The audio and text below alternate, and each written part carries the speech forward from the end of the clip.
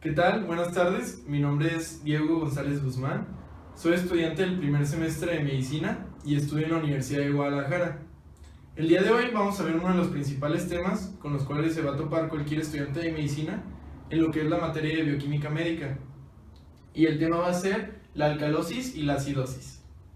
Bueno, y para poder desarrollar de una manera más completa este tema, necesitamos memorizar algunos datos que son sumamente importantes. Y comenzaremos hablando del pH. El pH, para empezar, es el potencial de hidrógeno y nos va a servir para determinar si una solución es ácida o alcalina. El pH normal de una persona va de 7.35 a 7.45 con un promedio de 7.4. Entonces, como les había mencionado, el pH, que va a servir para determinar si una solución es ácida o alcalina, aquí podemos ver que cuando tenemos una disminución menor a 7.35 vamos a determinar lo que es la acidosis, que esta acidosis va a ser provocada por un aumento de hidrogeniones. Y cuando nuestro pH es mayor a 7.45 se va a determinar como lo que es la alcalosis, que es cuando hay una disminución de hidrogeniones. Bueno, y otro de los datos que son muy importantes y que tenemos que mantener en cuenta es lo que es la presión parcial de dióxido de carbono en la sangre arterial, que va de 35 a 45 milímetros de mercurio. Esto nos va a servir para determinar lo que es la hipercapnia y la hipocapnia. Como podemos ver aquí, cuando tenemos un aumento de 45 milímetros de mercurio, se va a determinar como la hipercapnia. La hipercapnia es cuando tenemos una concentración anormal de dióxido de carbono en la sangre arterial. Y cuando tenemos una disminución menor a 35 de milímetros de mercurio de dióxido de carbono en sangre arterial, vamos a tener lo que es la hipocapnia.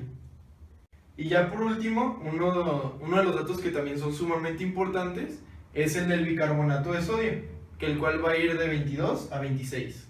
Y bueno, ahora para poder desarrollar de una manera más completa el tema, necesitamos memorizarnos los datos que vienen en esta tabla, en el cual hablamos de lo que son las constantes de pH en el organismo. Tenemos distintos rangos como puede ser el pH, los hidrogeniones, la presión de dióxido de carbono y lo que es el bicarbonato de sodio. Como sabemos, puede variar en cada organismo y también varía si hablamos de sangre arterial y de sangre venosa. Como podemos ver aquí, el pH va a ir de 7.37 a 7.43, en la venosa va a ir de 7.32 a 7.38. De hidrogeniones va a ir de 37 a 43 y en la venosa va a ir de 42 a 48. Cuando hablamos de presión de dióxido de carbono, en sangre arterial va a ir de 40 más menos 4 milímetros de mercurio. Y cuando hablamos de la venosa va a ir de 45 más menos 5 milímetros de mercurio. Y ya por último lo que es el bicarbonato de sodio va a ir de 22 a 26 en lo que es la sangre arterial y va a ir de 23 a 27 en la venosa. Bueno, y ahora con lo que ya vimos vamos a pasar ahora sí con lo que son las patologías, la cual como podemos ver aquí es la acidosis metabólica, la alcalosis metabólica, la acidosis respiratoria y la alcalosis respiratoria. Ahora, para poder entender bien esto, tenemos que poner lo que es su pH, su presión de dióxido de carbono y su bicarbonato de sodio. Cuando hablamos de una acidosis metabólica, ya sabemos que hay una disminución del pH, pero hay un aumento de hidrogeniones. Entonces, ¿cómo le va a hacer nuestro organismo para poder regularnos de esa acidosis metabólica? Vamos a utilizar lo que es el mecanismo de la hiperventilación.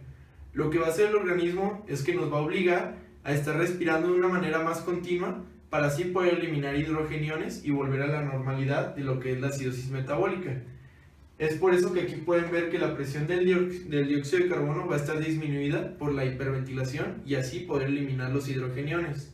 Bueno, y ahora hablando de lo que es la alcalosis metabólica, como ya sabemos, si tenemos una alcalosis va a tener un aumento del pH como pueden ver aquí, pero va a haber una disminución de hidrogeniones.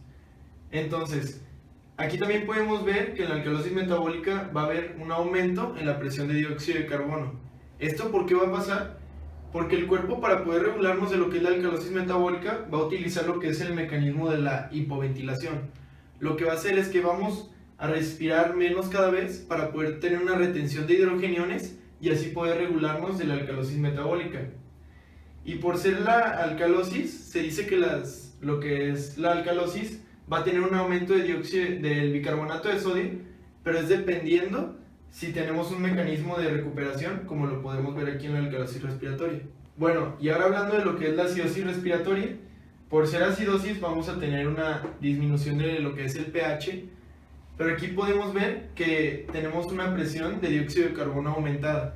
¿Esto por qué va a pasar? Porque el paciente puede tener alguna patología en la cual pueda tener una respiración anormal, y es entonces cuando ahí el organismo va a utilizar lo que es el mecanismo de reabsorción renal de lo que es el bicarbonato de sodio. Por eso podemos ver que aquí está aumentado. Entonces, esto va a pasar a nivel del riñón y lo que va a hacer es que va a absorber el bicarbonato de sodio para poder regularnos de lo que es la acidosis respiratoria.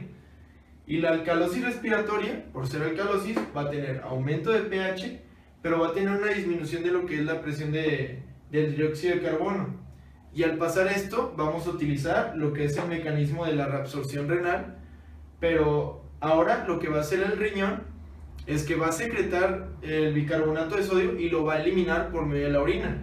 Por eso aquí podemos ver que el bicarbonato de sodio va a estar disminuido para así poder regularnos de lo que es la alcalosis respiratoria.